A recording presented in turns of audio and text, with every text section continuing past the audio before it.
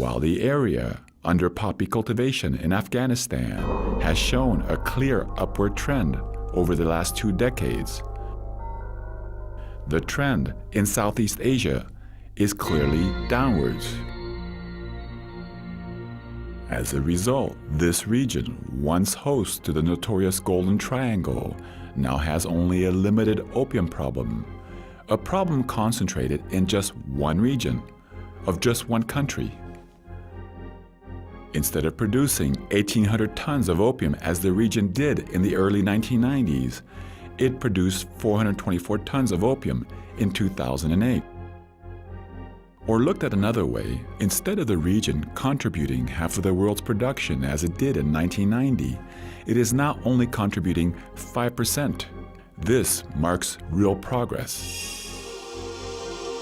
Southeast Asia's opium poppy reduction successes are a result of decades of successful alternative development work in rural communities.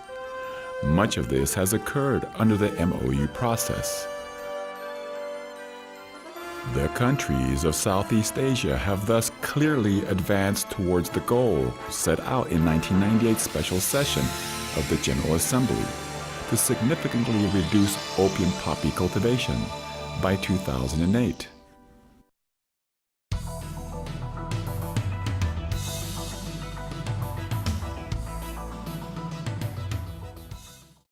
Criminal organizations are more and more becoming international, with cooperation and members located in many countries.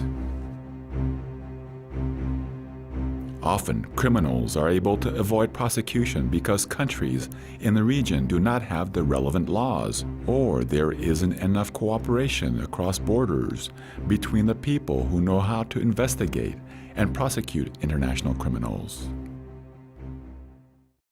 UNODC, working with the MOU countries, has built up the capacities of the 6 MOU countries to cooperate effectively in international drug investigations and prosecutions.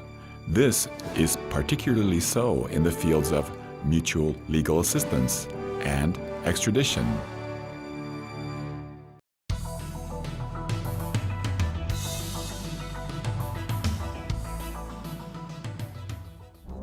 Acknowledging the threat posed by drug-driven HIV to individuals and communities, the objective of the action plan are to prevent the transmission of HIV among and from drug users, and to ensure the provision of and access to adequate and proper care for those infected.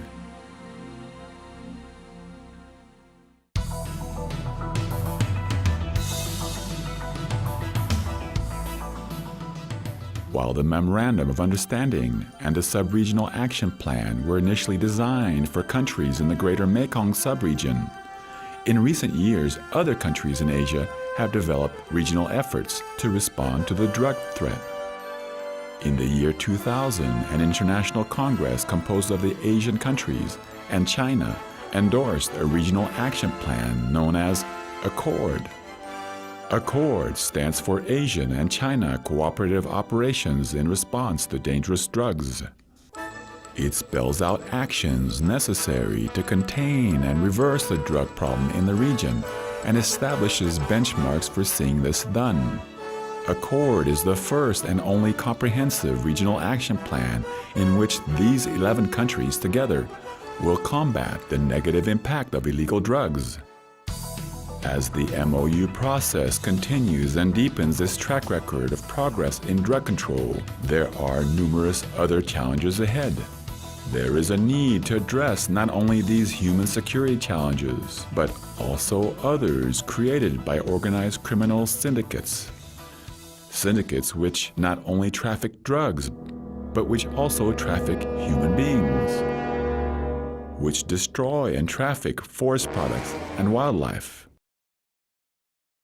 and which smuggle people across borders. To combat these challenges, even as the region brings its own resource to deal with the problem, it needs support from its traditional partners who have funding and expertise. Only by working together at the regional and national levels, as well as by forming solid partnerships between governmental and private sectors, will we effectively deal with the problem of illicit drug use in the greater Mekong subregion.